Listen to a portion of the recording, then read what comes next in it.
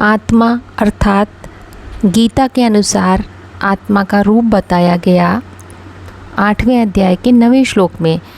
अणुअणियांसम अनुस्मरेत यह अर्थात आत्मा और परम पिता परमात्मा का स्वरूप क्या है। आत्मा अति सूक्ष्म अनुरूप बताई गई है, जिसकी रोशनी आँखों में से निकल रही है। शरीर में आत्मा है तो रोशनी है, आत्मा निकल जाती है तो रोशनी खत्म हो जाती है। माना आत्मिक स्टेज वाले की मन बुद्धि में ज्ञान का प्रकाश भरा हुआ है, उसकी रोशनी आँखों से निकल रही है। जड़ रोशनी की, स्थूल रोशनी की बात नहीं है। उसके दृष्टिकोण में ज्ञान की चमक दिखाई पड़ती है। वो ज्ञान की दृष्टि से ही सबको देखता है, ज्ञान युक्त संकल्प करता है, ज्ञान युक्त वाचा बोलता है, उसके रोम रोम में ज्ञान प्रकाश भरा हुआ है। इसीलिए आत्मा ज्योति स्वरूप है जो भ्रकुटी में निवास करती है। तो आत्मा अर्थात आत्मिक स्थिति माना केंद्रित मन बुद्धि। इस सृष्टि पर कोई भी बात रिलेटिव होती है, अर्थात जब हम आत्मा कहते हैं तो उसके पीछे देहभान जरूर है, क्योंकि आत्मिक स्थिति की प्रत्यक्षता का आधार है विपरीत परिस्थिति।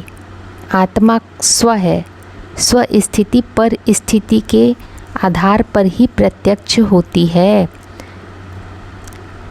देहभान होते हुए भी आत्मिक स्थिति बनी हुई है, तब कहेंगे आत्मा, क्योंकि किसी भी चीज़ की प्रत्यक्षता के लिए उसका अपोजिट बैकग्राउंड जरूर चाहिए। जैसे राम की प्रत्यक्षता रावण के आधार पर ही संभव है, सफ़ेद रंग की प्रत्यक्षता काले बैकग्राउंड के आधार पर ही संभव है। इसी प्रकार आत्मिक स्थिति देहभान के आधार पर ही प्रत्यक्ष होती है। कोई फिल्म में हीरो होता है, वो हीरो कब साबित होता है? जब विलन से टक्कर ले और उस पर जीत पाकर दिखाए। माना हीरो की प्रत्यक्षता का आधार है विलन। तो चिंतन का विषय है कि आत्मा समझ का विषय है। क्या आत्मा को देखा जा सकता है? अपने को आत्मा समझने का क्या मतलब? आत्मा तो फिलॉसफी का विषय है, अर्थात दर्शन बुद्धि का विषय है। मनोविज्ञान माना मन का नहीं, बुद्धि रूपी नेत्रों के द्वारा देखने और समझने का विषय है, स्थूल नेत्रों से नहीं। इसीलिए पाश्चात्य लोग कहते हैं भारत में साइकोलॉजी है ही नहीं, वहाँ तो फिलॉसफी ही फिलॉसफी है। आत्मा समझ का विषय है। अपने को आत्मा समझना माना ही आत्मिक दृष्टिकोण डेवलप कर लेना। मुरली महावाक्य है, आत्मिक दृष्टि माना अंतर्मुखी। जिसकी आत्मिक दृष्टि बन गई तो उसे पहले अपने अंदर का दुर्योधन दुशासन दिखाई पड़ेगा। दूसरा महावाक्य है, आत्मा बनेंगे तभी तो आत्मा को पढ़ेंगे। आत्मा माना ज्योति बिंदु, बीज। बीज बनेंगे तो बीज के झाड़ को देखेंगे, क्योंकि बीज में ही सारा झाड़ समाया है। तो आत्मा समझना माना जब आत्मा समझेंगे तब आत्मा को पढ़ सकेंगे। अब किसी को आत्मा समझना अर्थात उसको उसकी मूल प्रकृति के अनुसार स्वीकार कर लेना। हर आत्मा का गुणधर्म अलग अलग होता है, अलग अलग उनके स्वभाव संस्कार भी हैं। किसी के स्वभाव संस्कार से अगर हमको इरिटेशन हो रहा है, माना हमने उसको आत्मा नहीं समझा है। जब हम स्व के भाव में टिके हुए हैं तो पर खत्म हो जाता है, पर के प्रभाव में आ ही नहीं सकते हैं। आत्मा समझ का विषय है। माना अगर कोई बात हमारे ऊपर हावी हो रही है, हमारे सामने आ रही है और उसमें हम डिस्टर्ब हो रहे हैं, इसका मतलब कि हमने आत्मा नहीं समझा है। आत्मा माना ही मन बुद्धि की असीम क्षमताओं को पहचान कर उनकी स्मृति में टिकने की स्टेज। जो जिस मन बुद्धि की स्टेज में होगा वैसे ही एक्ट करेगा। ये समझने की बात है। आत्मा अर्थात आत्मिक स्टेज बनी हुई है, उस समय ऊर्ध्वमुखी मन भी दिखाई देगा, अधोमुखी मन भी दिखाई देगा। मन की दोनों प्रकृति स्पष्ट नज़र आएंगी।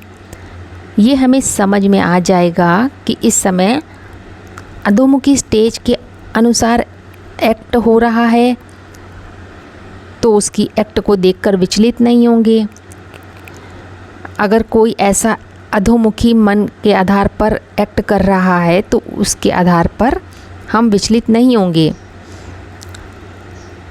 तो समझना एक प्रोसेसिंग है जो मनन चिंतन मंथन के द्वारा डेवलप होती है। समझना माना ही अपनी इनर कॉन्शियसनेस को डेवलप कर लेना, स्मृति को एकाग्र करना, केंद्रित करना, अर्थात जो हम देखना चाहते हैं वही देखें, भले ही सामने कुछ होता रहे। ऐसे नहीं कि पिक्चर देखने जाएं, बाजार जाएं और उसी में इन्वॉल्व हो जाएं। हमारा बुद्धि रूपी पाँव इतना मजबूत होना चाहिए कि बाहरी कोई भी परिस्थिति हमको खींच के न ले जाए। इतनी स्थिरता हो अंगद के समान मजबूत कि रावण राज्य का कोई भी प्रभाव नहीं पड़े। अपने को आत्मा समझना अर्थात मेल और फीमेल की स्मृति में नहीं बंधना है। मेल और फीमेल कोई अलग अलग नहीं है, आत्मा के ही मेल और फीमेल वर्जन की बात है। दोनों तरह की कैपेसिटी मन बुद्धि के अंदर होती है। हमारा मेल वर्जन ही नर से नारायण बनेगा और हमारा फीमेल वर्जन ही नारी से लक्ष्मी, क्योंकि पुरुष और प्रकृति का खेल है ये सृष्टि, और दोनों ही चीज़ें आत्मा बीज के अंदर होती हैं। हम सदा काल तो पुरुष अथवा स्त्री नहीं बने रह सकते हैं, कभी मेल चोला धारण करते हैं, कभी फीमेल। इसका मतलब कि मन बुद्धि रूपी आत्मा में दोनों ही प्रकार के संस्कार मौजूद हैं। आत्मा आध्यात्म इनर कॉन्शियसनेस है। आत्मा के अंदर तो पुरुष वृत्ति और स्त्री भाव दोनों ही होते हैं। तो एक पुरुष के अंदर स्त्री छुपी होती है और एक स्त्री के अंदर पुरुष रूप छुपा होता है। बाहर की दुनिया में स्त्री पुरुष में आकर्षण तब तक रहता है जब तक ज्ञान के आधार पर मन बुद्धि रूपी आत्मा का अपने अंदर छुपे हुए स्त्री और पुरुष रूप से मेल ना हो जाए। तब तक हम बाहर के स्त्री और पुरुष चोलाधारियों से आकर्षित होते रहते हैं। जब तक अपने आत्मा के अंदर के मेल और फीमेल वर्जन को नहीं पहचाना है, उनके संपन्न रूप को नहीं पहचाना है। बाहर से हम भल कोई भी चोला धारण किए हों, लेकिन हमसे अच्छा हमारे लिए कोई पुरुष नहीं, हमसे अच्छा हमारे लिए कोई स्त्री नहीं। तो आत्मिक स्थिति माना क्या?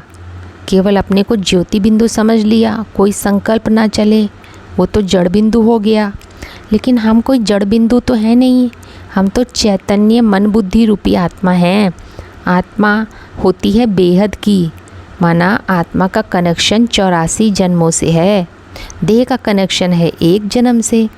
तो अपने को आत्मा समझना माना मन बुद्धि बेहद में रमण करे, दृष्टिवृत्ति हद की सीमित दृष्टिवृत्ति ना रहे। अगर हमारी आत्मिक स्थिति है तो कोई भी घटना को बेहद के दृष्टिवृत्ति के नज़रिए से देखेंगे। वैदिक साहित्य में कहा है, कठोपनिषद में, आत्मानं रथिम विद्धि शरीरम रथमेव च बुद्धि तु सारथी विद्धि मन प्रग्रहमेव च। आत्मिक स्थिति की तुलना पुरुष रूप से की गई है। पुरुष माना ही शरीर रूपी पुरी में आराम से शयन करने की स्टेज। शरीर माना कि देहभान की बात है।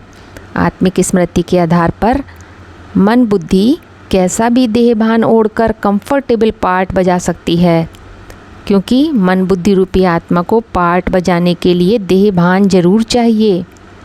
इसीलिए देहभान रूपी प्रकृति रचना है आत्मिक स्मृति रूपी पुरुष की, क्योंकि स्त्री को पुरुष की रचना कहा जाता है। मुरली में बताया, जो रचना है वो रचयिता के कंट्रोल में हो, और देहभान का मूल है मन।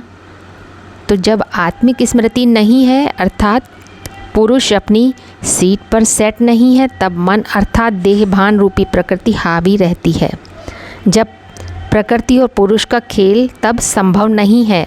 उस स्टेज ऑफ माइंड में आत्मा को पुरुष नहीं कह सकते हैं और शरीर रूपी देहभान को स्त्री भी नहीं कह सकते।